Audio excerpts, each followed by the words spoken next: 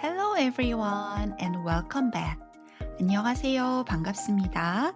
This is Jiwon and you're listening to Understanding Korea, one story at a time where we talk about Korean history, culture, and the very specific ways they quietly shape our everyday lives. I hope you've all been doing well. As I mentioned before, I was away last week for my daughter's spring break. We spent some quality time in Southern California. We had a really lovely time. Lots of sunshine, good food, good family time. Exactly the kind of reset I needed. And then I got strep throat. Yes, on vacation. Because apparently that's how my body likes to celebrate. I went to urgent care, got the diagnosis, started antibiotics. And if you've ever had a strep, you know it takes a full 10 days of antibiotics to knock it out completely. I'm on day 7 now, and I'm much better. But my voice is still not quite back to its full self. So if my voice sounds a little scratchy, please blame the bacteria, not the podcast. Although I did get sick during the trip, I also got some really wonderful news while I was away. My podcast was ranked number 11 on podwankers.com's list of the best Korea podcasts of 2026. Number 11. And I just want to say that would not be possible without you. Every single person who listens to this show, who reads the newsletter, who leaves a comment or a review or just shares a link with a friend, that is what moves the needle. That is what helps a podcast to travel farther than it otherwise would. So thank you for listening, for sharing it, for sticking around. It means a lot. And I will say this again because it really does matter. If you've been enjoying the podcast, leaving a quick rating or a comment helps more than you might think. It genuinely helps shows reach more people. All right, let's get into this week's story. Today's episode is the audio companion to this week's Substack essay, Beyond the Iced Americano. Does Korea have food that is just for fun? Searching for the soul of agenda-free joy. It is not a straight read aloud. Think of it more as a little director's cut. Same core question, but with more room to wander. Add side notes and think out loud together. And this whole question began, as some of the best questions do, with a reader. 3 weeks ago, I wrote about Korea's famous devotion to ice Americanos, the whole even if I freeze to death ice Americano phenomenon. The piece sparked a flood of responses from Korean readers, and I ended up sharing some of their comments across different platforms. One of them captured this ice Americano culture especially well. A Korean reader wrote that she drinks cappuccinos and lattes when she's out with friends, but when she's working, it is always ice Americano. Even at the drive-thru, always ice Americano. For me, she wrote, ice Americano is basically the water of life. And under the Substack note where I shared that comment, Lena left a reply that sent me down a much bigger rabbit hole. Her comment basically was this. If iced Americanos keep the country running, and soju helps people relax enough to go back to work the next day, then what is the Korean food or drink tradition that is purely about enjoying the moment with no agenda attached? And I want to pause here for a second because Lena does this. Lena has a gift for asking the kind of question that opens the trapdoor under the whole conversation. She has done this to me before, in the best way. In fact, one of the reasons my postpartum care series became so much fuller and deeper was because Lena, who is a midwife, asked exactly the right questions. She's also writing her own story on Substack these days, and it is well worth reading. And this question, does Korea have food that's just for pleasure with no agenda, hit differently than I expected? Because my immediate instinct was, of course it does. Korea has incredible food culture. I typed back almost immediately. I said something like this: I think Korea does have a tradition of pure, agenda free pleasure, but it looks very different from fika. Think makgeolli, lightly fizzy Korean rice wine, and pajeon, savory scallion pancake on a rainy day. No productivity logic, no recovery agenda, just the sound of rain, the sizzle of the pancake, and good company. The key word there is company. Korean pleasure tends to be collective. It has to rise naturally with the right people and the right mood.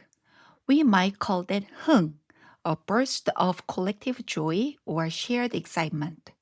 And I felt pretty satisfied with that answer.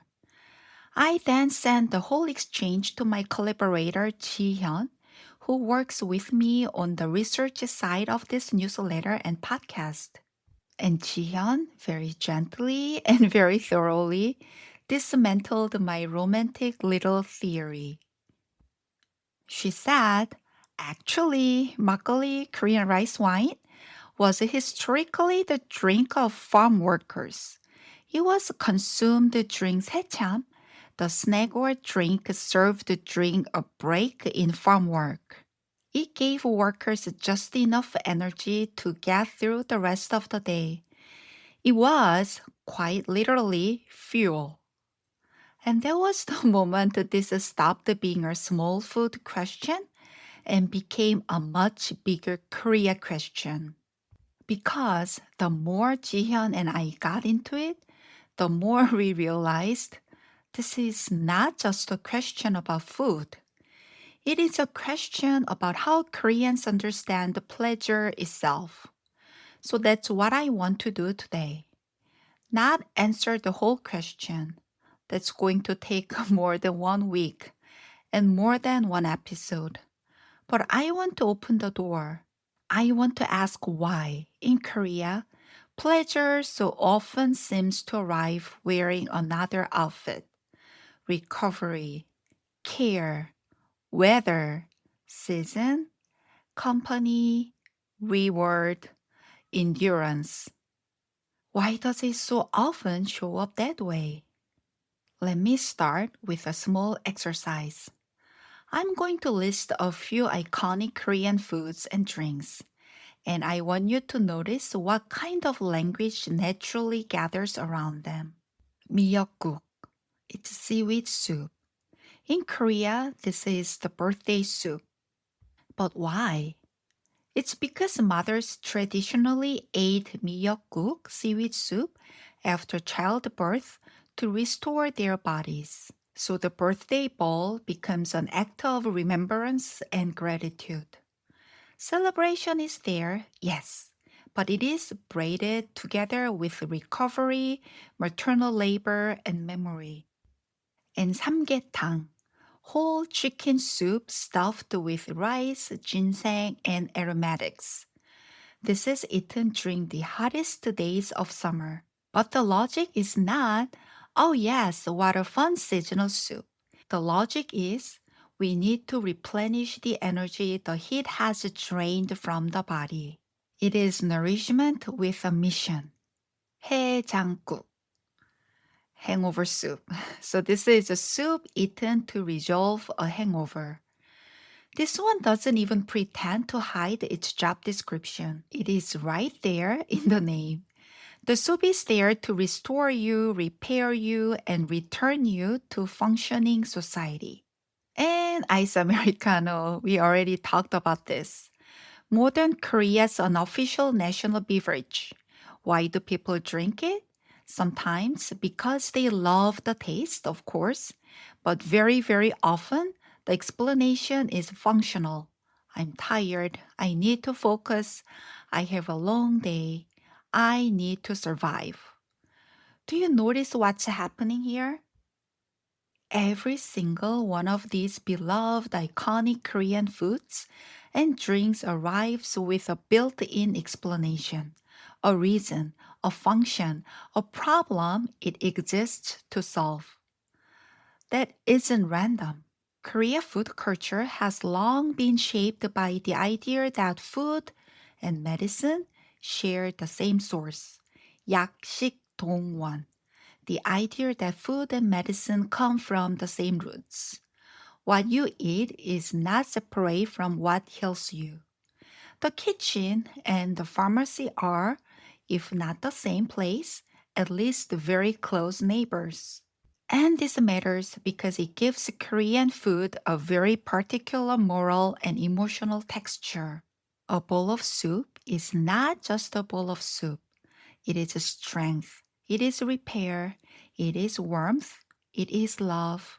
It is care in edible form. One 2019 study in the Journal of Ethnic Foods put it very directly. Koreans do not eat food to become full. Foods are prepared and consumed to be healthy. And food scholar Jeong has described the three major organizing principles in Korean food culture as power, medicine, and jeong, which means the warmth and bond that deepens through shared care and shared meals. And once you hear that, you start noticing what is missing. Pleasure for its own sake is not the first language Korean food speaks. Now, let me be very clear. This does not mean Korean food is not delicious. It absolutely is. This is not some tragic culture of dutiful, joyless soup morally improving broth. Korean food can be glorious, messy, salty, deeply comforting, addictive, joyful. Anyone who has sat down to a proper Korean meal knows this immediately. The banchan, small side dishes, multiplying across the table like a magic trick. A stone bowl of rice, still crackling at the bottom. A pot of jjigae stew, bubbling away in the center as if it has its own opinions. Korean food is not merely good. It is one of the great culinary traditions on the planet. In fact, one of the best parts of my California trip this spring was the food. I have lived in the United States for 23 years in and around New York, New Jersey, Philadelphia, Orange County, Chicago, and now near Seattle, all places with sizable Korean communities. But if I'm being honest, the Seattle area is a little underpowered when it comes to Korean food. So when I got to California, I went a little wild. I ate an almost irresponsible amount of Korean food. By the end of the trip, I had been sick, walking all day, and still somehow gained 5 pounds. Honestly, that feels less like a health update and more like a restaurant review. And yet, I regret nothing. I was so happy. I ate Korean food with the kind of joy that needs no theory and no footnotes. Pure joy does exist. I felt it very clearly, one bite after another. But this is exactly what makes the question so interesting. Even when the pleasure is real, the language around the Korean food, the framework through which it gets described and justified, still tends to center on function, care, and relationship rather than sensory pleasure as the primary reason. And yet, and yet, I can already hear some of you protesting, and honestly, you should. Because what about bingsu, shaved ice piled high with sweet toppings? You do not eat shaved ice dessert because it is good for your circulation or because your ancestors believed in it as a therapeutic strategy. You eat it because it is August and you are melting and it is wonderful. What about chimek, fried chicken and beer? On a warm evening by the river, fried chicken and beer feels like one of the clearest, happiest food rituals in modern Korea. And what about eating 제철 음식, seasonal food? Food eaten at its seasonal peak. This is something I think international readers may not fully realize. Koreans take eating seasonal food very seriously. Not in the trendy, farm to table, farmers market Instagram way. Much more deeply than that. Missing the first strawberries of spring can feel like you somehow missed the opening note of the season. And it's not just the strawberries. Watermelon in summer, peaches in late August, apples in fall, mandarin oranges in winter. Each one arrives like a small announcement. This is the season, don't miss it.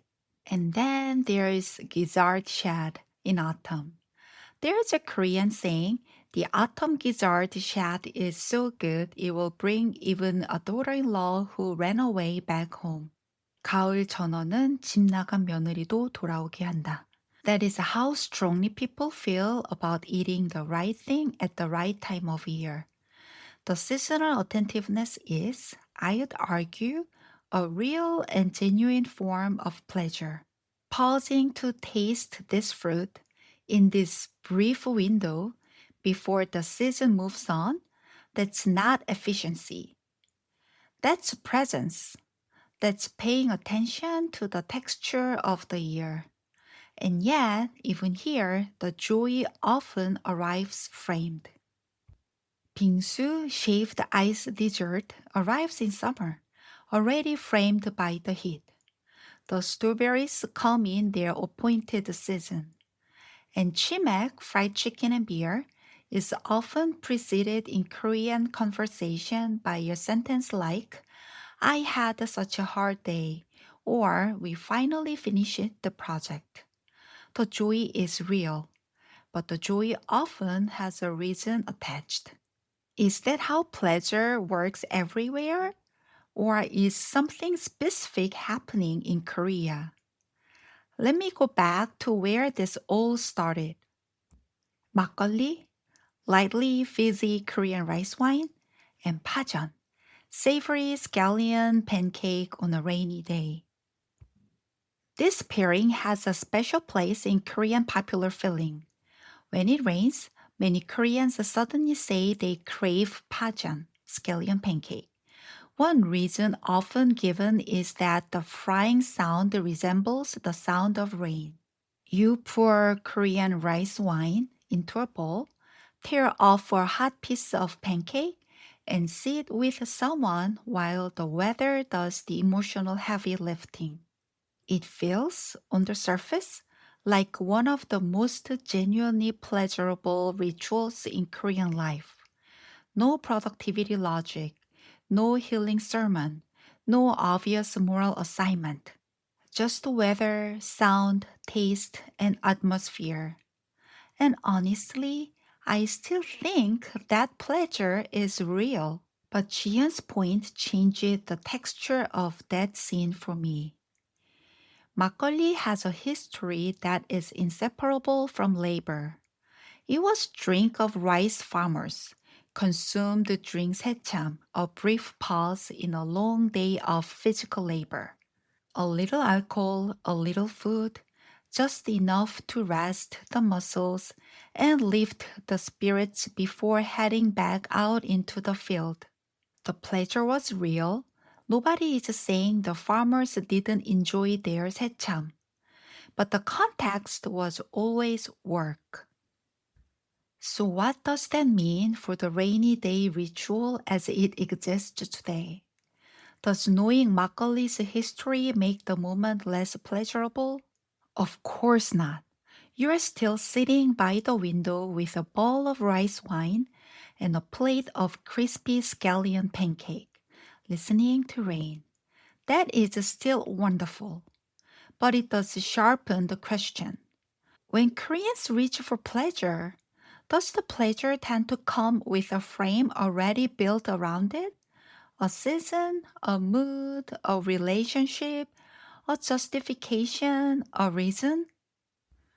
This is where I want to introduce two Korean concepts that I think are essential for understanding what we are actually talking about here. The first is heung. Heung doesn't translate cleanly. The closest I can get is that electric, collective, unplannable joy that arises when the right people are in the right place with the right mood and something just clicks. It's not individual. You cannot manufacture heung by yourself. It requires other people and it requires the moment to be right. You can create the conditions for heung. You can gather the right people. You can have the makgeolli ready. You can wait for the rain, but you cannot produce heung on command. It either arrives or it doesn't. And this, I think, is actually a clue to something important. When I told Lena that Korean pleasure tends to be collective, what I was gesturing toward was heung. Korean pleasure, at its best, most archetypal form, is not something you do alone on a Tuesday afternoon with a cup of coffee. It's something that happens between people in a particular moment with a kind of electric mutual resonance. The second concept is jeong. Jeong is even harder to translate. It's a form of affection or attachment that builds slowly with time and shared experience, often shared meals specifically. You develop jeong with people you've eaten with repeatedly, people you've sat up late with, people you've been through things with. Jeong is not dramatic. It is not the fireworks of early romance. It is the comfort of a coat you've had for years. Not exciting, but exactly right. And food in Korean culture is one of the primary ways jeong develops and gets expressed. So when a Korean grandmother presses an extra portion into your hands, even though you've already said you're full, that's jeong. When a friend texts you out of nowhere because they drove past a restaurant you went to together once, 3 years ago, that's jeong. Food is the medium through which jeong moves. Lina's original question came with a comparison built into it. She was thinking about Korea alongside things like Swedish fika and Spanish tapas. So let's sit with that for a minute and compare them more directly. Fika is the Swedish concept of a coffee break taken purely for its own sake. It's not a working lunch. It's not catching up on emails with a latte. It is a designated pause in the day where you sit, drink coffee or tea, eat a small pastry, and just be with whoever you are with. It is institutionalized. It's expected. Many Swedish workplaces have it built into the schedule. It doesn't need a reason. It is the reason. And it's not alone. The Italian aperitivo, that early evening ritual of drinks and small bites before dinner, exists primarily for social pleasure, not hunger. Spanish tapas culture is fundamentally about lingering, about conversation, about the pleasure of being at a table with people you like, with no particular agenda for how long you stay. These are cultures that have, in some form, institutionalized pleasure, built it into the infrastructure of daily life so it doesn't require justification because the justification is already built in. Korean culture, in my observation, doesn't have quite that same institutionalized structure around pure pleasure, which means that when pleasure does happen, the individual often has to supply the permission slip. I had a hard day, I deserve this. It's the hottest day of summer, my body needs this. It's raining, this is what you do when it rains. The pleasure is real, but the reason is usually nearby. And this brings me to what I think is the most interesting question this series is going to try to answer. Why? Why does Korean pleasure so often come with a reason attached? Is it the centuries old tradition of food as medicine? Is it something about Confucian ideas of self cultivation and responsibility? Is it something that happened during Korea's compressed, intense period of economic growth, when working long hours became almost a moral virtue and rest was something that had to be earned? I don't want to answer that today because we are going to spend the next several weeks digging into exactly that question. But I will say this much: Korea is not a country without pleasure. I want to be really clear about that. There is a concept in traditional Korean culture called Pungnu, a refined, aesthetic, free spirited mode of enjoying life. It literally means something like wind and stream, and it points to a long Korean tradition of savoring beauty, company, art, music, poetry, seasons, and atmosphere. So, yes, there is a deep Korean tradition of pleasure. But somewhere along the way, the vocabulary around pleasure started leaning heavily toward function and recovery and earning. And I think understanding why tells you something really important about modern Korea, about how it works, what it values, what it costs its people, and also what it has that the rest of the world, in some ways, genuinely envies. That's where we are going in this series. Next week, I'm going to go much deeper into the specific language of Korean food and try to answer this question more directly. Why does Korean pleasure so often lean toward the language of function, recovery, and care? But before we get there, I want to hear from you. Is there a Korean food or drink that you genuinely think is purely unapologetically for pleasure, with no agenda attached? No health claim, no recovery function, no social obligation, just joy. Let me know. Leave a comment, send a reply, find me on social media. I will put the links in the episode description. I may share some of your answers next week. And again, thank you for listening. Thank you for reading. Thank you for helping this little podcast to somehow end up at number 11 on that list, which still feels slightly surreal to say out loud. And thank you also for bearing with my slightly strapped, scarred voice today.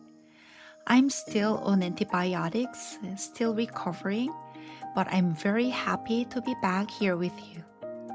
Take care and see you next week. 오늘도 들어주셔서 감사합니다. 다음 주에 만나요. Bye!